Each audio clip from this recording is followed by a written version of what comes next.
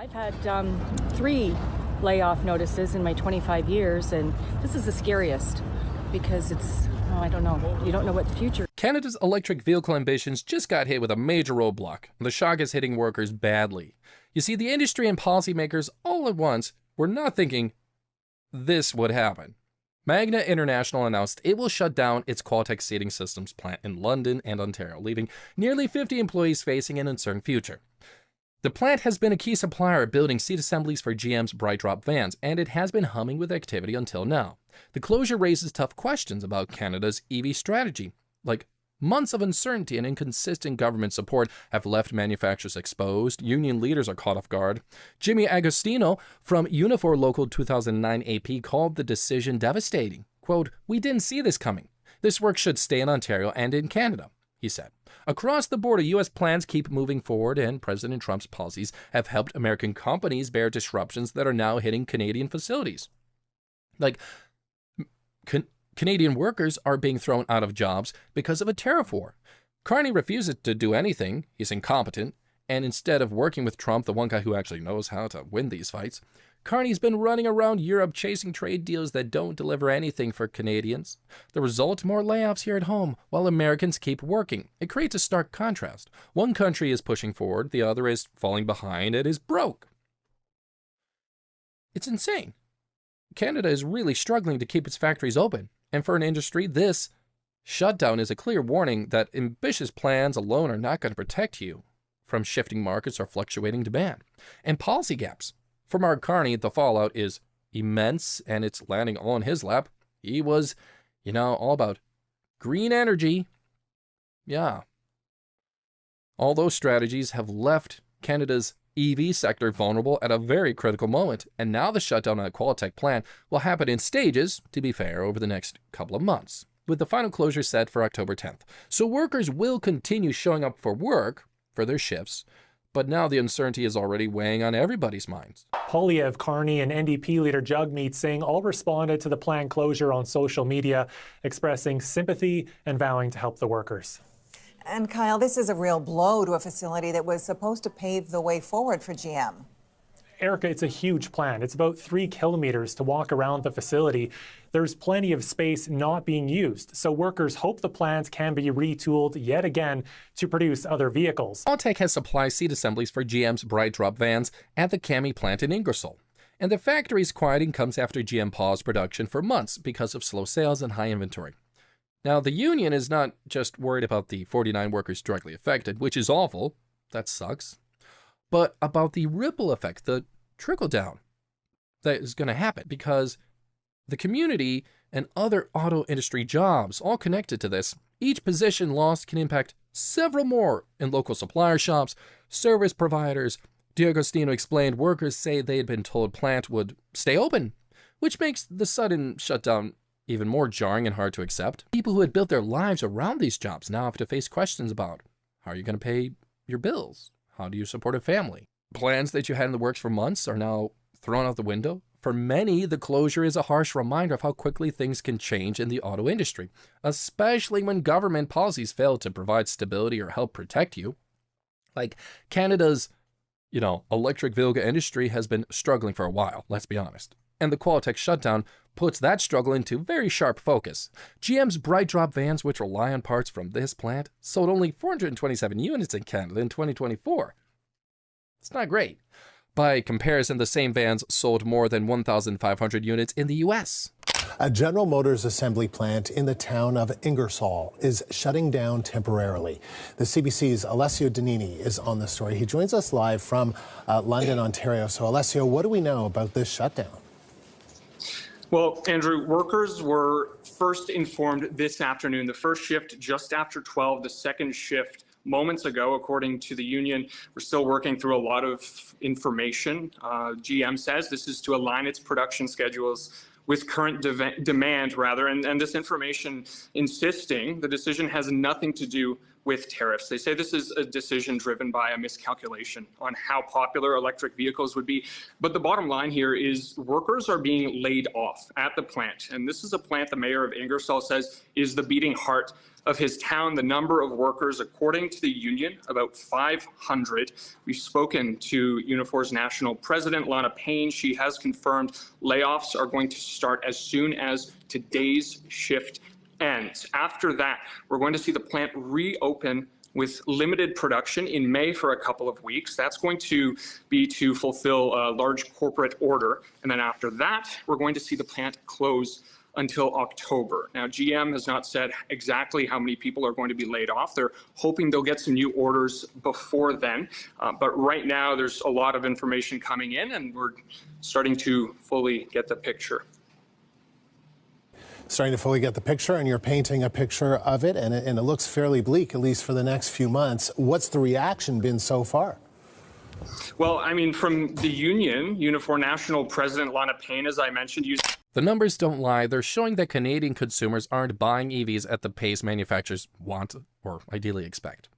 And that slow adoption has a direct effect on jobs, production. Part of the problem comes from inconsistent support from the government. I mean, much of the responsibility is on Mark Carney, right? EV incentives exist, but they often come too little too late, or they fail to reach people who need them. Programs meant to encourage Canadians to buy electric vehicles, they haven't always lined up with reality. Or infrastructure, like charging stations. It's still limited in many areas, making EV ownership not practical. It's inconvenient, and it's costly. And without stronger guidance and long-term planning and better support from Carney, plants like Qualtech are left exposed when demand doesn't meet expectations. Tariffs are crushing Canadians and the auto suppliers, and yet Carney's refusing to sit down and make a real deal with Donald Trump. That failure is why hundreds of Canadians are losing jobs, while the U.S. side is staying protected. In Canada, missed opportunities are leaving the industry fragile. The Qualtech closure shows how quickly things can go wrong when the government strategy sucks and is failing to support businesses it depends on. The financial pressures on Canada's auto industry have been mounting for a while, and the Qualtech closure highlights just how serious things are. GM reported a 35% drop in profits in the second quarter, taking a $1.1 billion hit from tariffs. These added costs and slowdown of productions is creating a ripple effect that Canadian suppliers like Magna can't escape. And it's hanging over the election. Before the layoff announcement, Mark Carney paused his campaign to meet with his Canada-U.S. Cabinet Committee. Impacts that we're starting to see unfortunately, in the Canadian economy, particularly in the Canadian labor market. We reviewed our response to those tariffs. Magna has managed to stay profitable by cutting costs and carefully manage tariff exposure, but even they can't fully shield their plants from poor policy planning. The Qualtech shutdown shows the limits of corporate strategies when the government isn't helping you. Mark Carney's policies are aimed to boost the EV sector, right? But they haven't provided the stability manufacturers needed, and without clear support or consistent incentives, Canadians remain vulnerable to market fluctuations. And now the Qualtech closure doesn't just hit 49 workers at the plant. In the auto industry, one job lost can set off a chain reaction of events, like local suppliers, small businesses, service providers all feel the impact quickly. Union leaders are saying that for every job gone at Qualtech, several more could be at risk in the community. The Carney bright drop plant depends on parts from Qualtech, so any delays or shortages could slow down the whole assembly line. And that means fewer seats, fewer vans, possibly even more layoffs. Terrible. It's devastating. It's one thing to get a layoff for a couple weeks or even a month. It's another thing when they tell you you're not coming back to work. Workers and union reps see this as something that could have been avoided with stronger support from the government. Many point to Carney's policies as not giving Canadian plants the stability they needed. Meanwhile, U.S. factories are a very different situation. Trump's approach to tariffs and manufacturing is protecting American companies. It's keeping them running and employees on the payroll. Union reps argue that better government support would have prevented this.